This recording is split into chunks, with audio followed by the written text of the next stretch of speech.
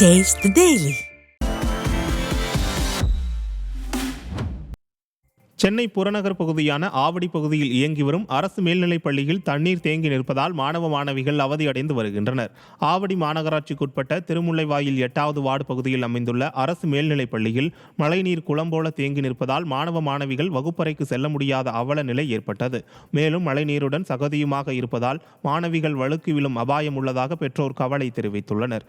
ஒவ்வொரு முறை மழை பெய்யும் போதும் இந்த பள்ளியில் மழைநீர் தேங்குவதாகவும் இதற்கு நிரந்தர தீர்வு காண வேண்டும் எனவும் பெற்றோர்கள் வலியுறுத்தியுள்ளனர். நிர்வாகத்தை கண்டித்து கிராம மக்கள் சாலை மறியல் போராட்டத்தில் ஈடுபட்டனர். வேப்பூர் அருகே கண்டப்பன்குறிச்சி கிராமத்தில் குடிநீர் உள்ளிட்ட அடிப்படை வசதிகள் இல்லை என அப்பகுதி மக்கள் குற்றம் சாட்டியுள்ளனர். இதுகுறித்து விடியா திமுக ஊராட்சி மன்ற தலைவர் செல்வகுமாரி ரகுநாதனிடம் மக்கள் பலமுறை கோரிக்கை வைத்தும் நடவடிக்கை எடுக்கவில்லை என கூறப்படுகிறது. இதனால் ஆத்திரமடைந்த கிராம மக்கள் விருத்தாச்சலம் சேலம் செல்லும் நெடுஞ்சாலையில் கண்டப்பன்குறிச்சி பேருந்து நிலையத்தில் காலி குடங்களுடன் மறியலில் ஈடுபட்டனர்.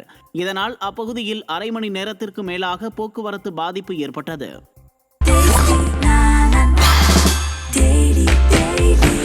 Taste the Daily.